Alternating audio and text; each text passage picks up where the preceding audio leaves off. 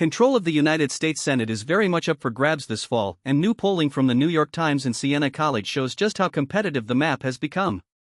Surveys across 6 Republican-held battleground states find Democrats within striking distance nearly everywhere, though winning the majority still represents a steep climb. Here's the situation going in. Republicans currently hold 53 Senate seats.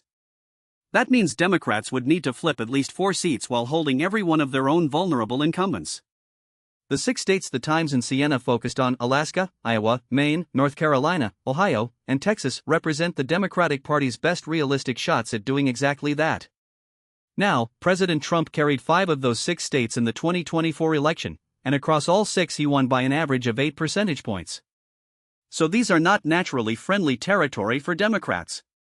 But when you average the Senate race numbers across those same 6 states today, you get a dead heat: 47% for Republicans, 47% for Democrats.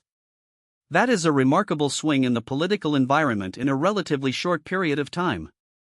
Looking at individual states, Democrats are actually ahead. In Maine, they hold a slim edge.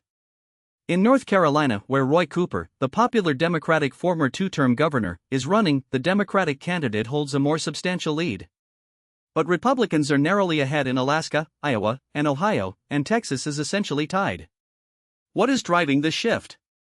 A lot of it comes down to one issue: the cost of living.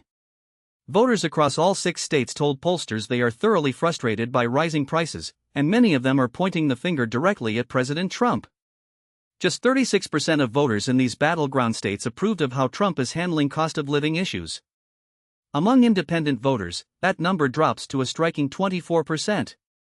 One voter in Durham, North Carolina, put it plainly, a retired independent in his late 50s named Christian Privet. He said he's confronted with rising costs every single day. A box of cereal, he noted, now runs close to $8. So what does all of this mean? Republicans remain favored to hold the Senate if the election were held today, but the margin for error is thin.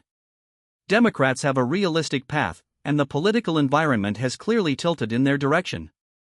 The 6-state polling average shifting from an 8-point Republican advantage in 2024 to an even split today tells you everything about how much the landscape has changed. That's the state of play heading into the midterms.